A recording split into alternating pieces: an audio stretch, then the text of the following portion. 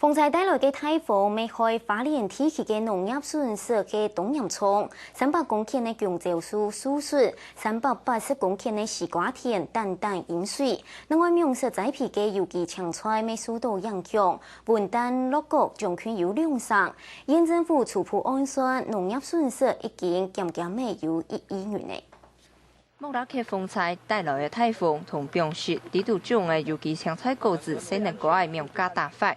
差唔多有5分之的有機青菜果子综合影響到，對莫拉克天度研究，農民都無奈何。本來他說會往北啊，不然說他這個防護可以拉上來，時間來不及。我們都會去拆啊。要說要防護都沒有辦法防，來不及了吼。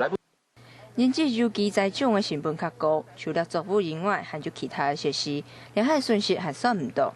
除了青菜果子，300公頃的香蕉樹，唔免碰颱風打劈，只係團做兩節，100風災，農民煞變到做白事。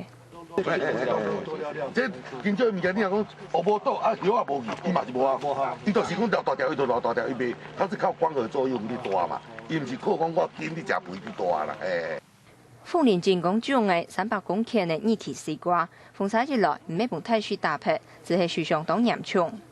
真爽的瓜是愛用迄個面，哈，真爽的瓜用的面。你啊，如果風災打過以後哈，也變風災打過以後就變霧霧。現在被一些小瓜，也霧霧連唔會睇，也做冇好。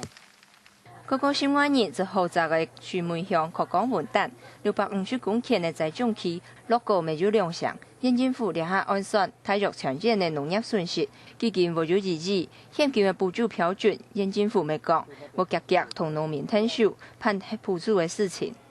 卡卡新聞，鍾國憲花蓮報道。